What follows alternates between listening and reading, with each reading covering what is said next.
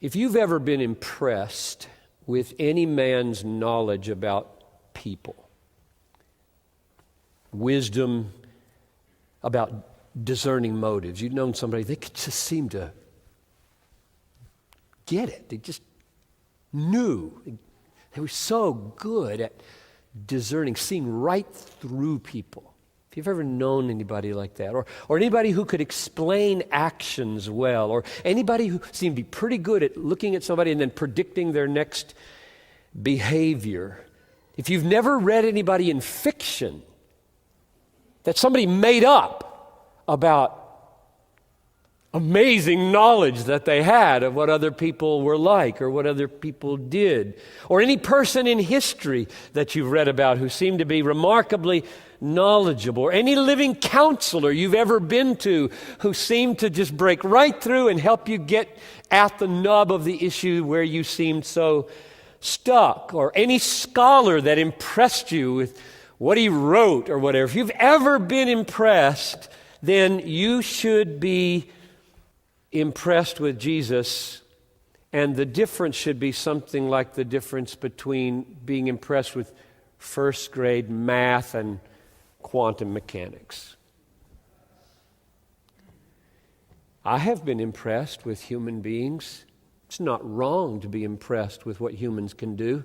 Psalm 8 that we just read yesterday said, "You have crowned him with glory and honor. You've made him a little lower than the heavenly beings. You've given him dominion over the works of your hands. You've put all things under his feet. They can go to the moon." Human beings are quite amazing creatures, and it's right to know that and give God praise for it. It's not an accident that Psalm 8 begins and ends with, "O Lord, our Lord, how majestic is your name." And then it celebrates man in the middle, and then it comes back and ends, "Oh Lord, our Lord, how majestic is your name." That's not an accident. That's a message.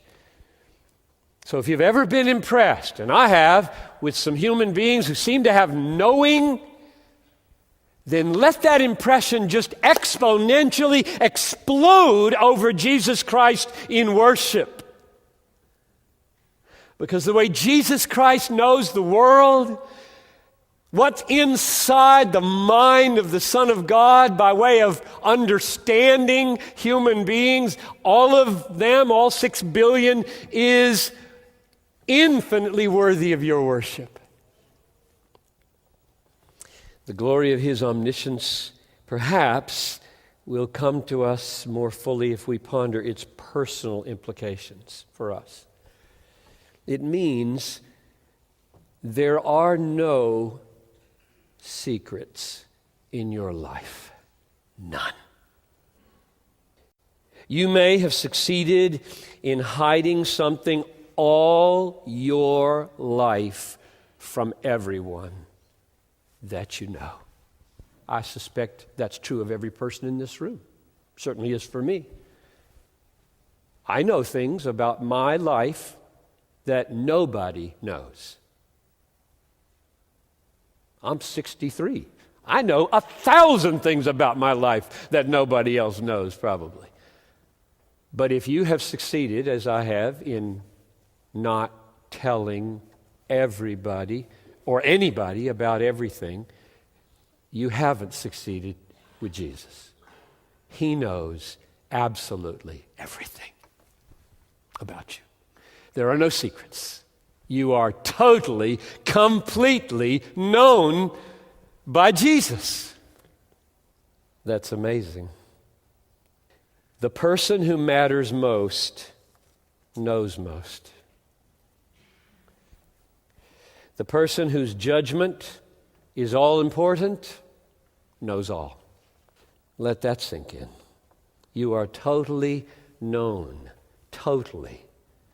There's not the slightest part of your heart. You've never had a feeling. You've never had a thought. You've never done a deed. There's not been a twitch in your brain or in your heart or in your body that he hasn't known fully and completely. Indeed, vastly more fully than you know it.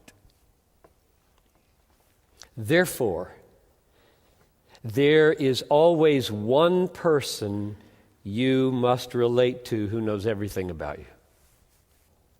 There's always one person you must relate to who knows everything about you. You may be able to look others right in the face and know that they don't know certain things about you, and that will govern the relationship. It will affect the relationship. I'm looking you in the face, and I'm relating to you as a pastor, and you don't know thousands of things about me. That shapes the relationship.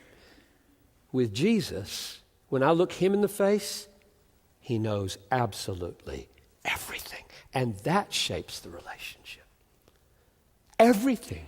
There can be no face, no mask. You can't. He simply, absolutely knows. This relationship is like no other relationship.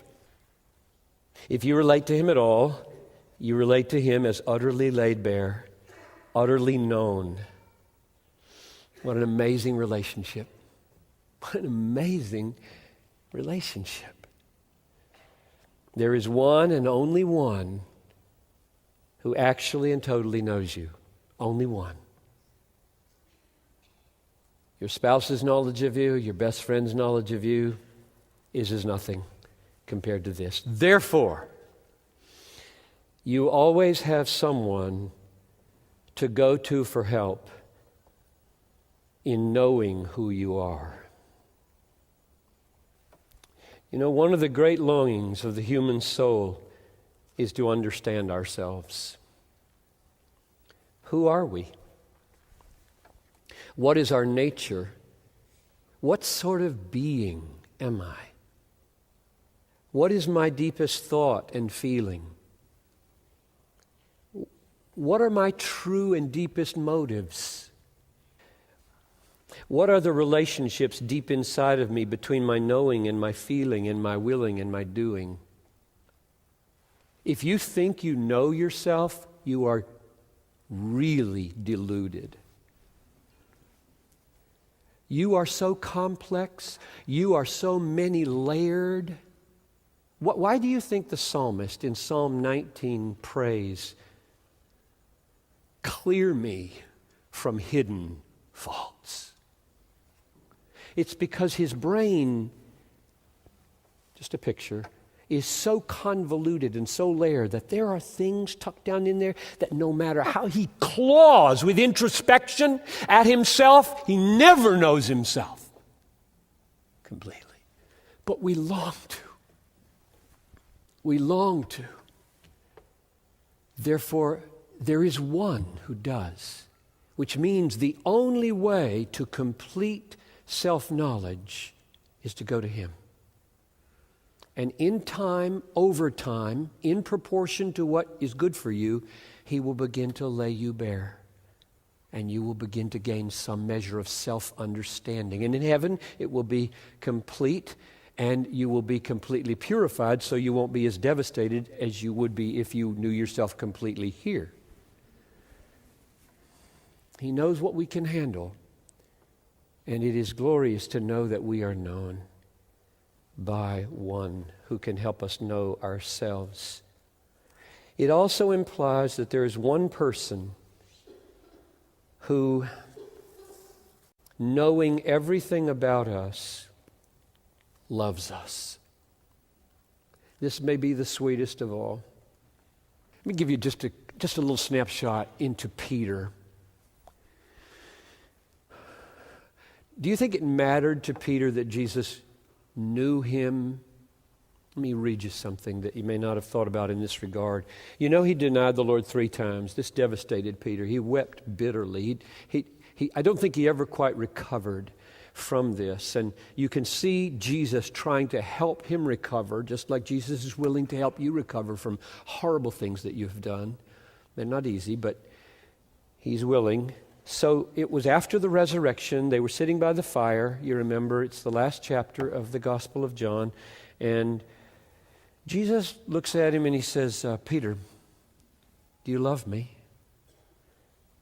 And Peter doesn't just say yes. He says, yes, Lord, you know that I love you. And then Jesus, because he denied him 3 times, is going to give him a chance to affirm it 3 times. He asks him again, Peter, do you love me? And Peter says the second time, yes, Lord, you know that I love you. The third time, the Lord asks him, do you love me? And he says, he ups the ante. Peter says, Lord, you know everything. You know that I love you. Jesus knows your heart. Whether there's love there, faith there, or not. And so we move to this last implication of being loved by one who knows everything about us. He is willing to love you, knowing everything about you. To be known to the bottom of your being. I mean, isn't it scary to you that you might wonder if all your relationships are contingent on whether people don't know certain things about you? And so you tremblingly walk through life hiding yourself from one relationship to the other, because if you do say certain things, this might ruin the relationship. Isn't it sweet to know that if that happened to everybody in your life, it wouldn't happen to Jesus? That's a rock I live on. If my wife unthinkably turned on me, and the church turned on me, and everybody said, if we knew that, you'd have never been the pastor of this church, or blah, blah, blah, where would I go? I would go to him. Where would you go?